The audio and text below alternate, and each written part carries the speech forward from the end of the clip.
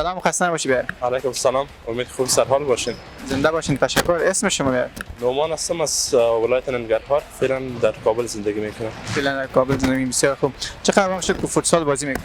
من تقریبا 3 سال میشه که فوتسال بازی میکنم و تقریبا به شکل حرفه‌ای 5 ماه میشه که تحت نظر استاد متین سروری در اکادمی نخبگان به شکل پروفشنال و یا هم تخصصی اینجا تمرین میکنم. ماشاءالله بسیار خوب است. در که شما فوتسال بازی میکنین همه از کدام مسافت دیگه هم داره؟ بله، خودم مسئله رشته طب هستم در یک از پانتونای خصوصی در کابل. ماشاءالله بسیار خوب است.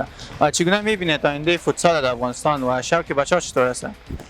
شوق بچه‌ها روز به روز زیادتر شده میره و نتایج فوتسال افغانستان همچنان ما میبینیم در کافا آسیا همچنان نتایج خوبی را به دست آوردن و همچنان به خاطر به دست آوردن جواز ملت‌های آسیا، جوازی که سالها به خاطر از کوشش شده اون کوشش کردن میرن و همچنان شوق بچه‌ها همین طوری که میبینین از دیگه رشته‌ها زیادتر شده و بینمی رشته فوتسال به شکل تخصصی میخواین که یک جای مناسب را پیدا کنن که به شکل تخصصی در اونجا تمرین میتونن.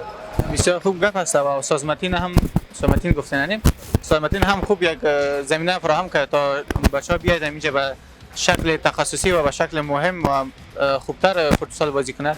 و شما در کدام پوزیشن بازی میکنید؟ من خودم در پوزیشن دفاع هستم و در قسمت دفاعی تیم بازی میکنم.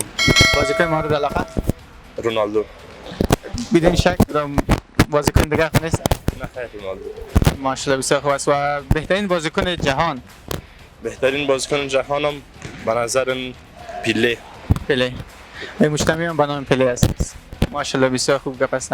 و اینجا با چند شاگرد شما تمرین میکنید؟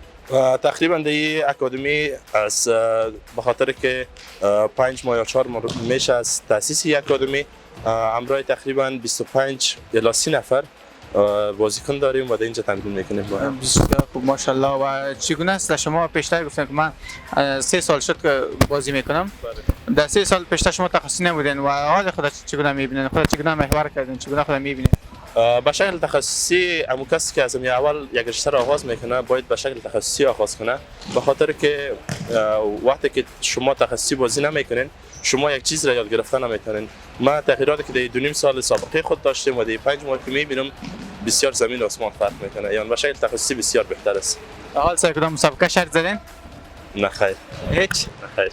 یا سر کلاسیکو شده باشه یا سر کدام بازیکن؟ نه، سابقه شرط میزنین وقتی که رونالدو و مسی و نیمار اینا این بازیکن‌ها بودن، اما در این وقتا نه. آخرین دیشب باختم.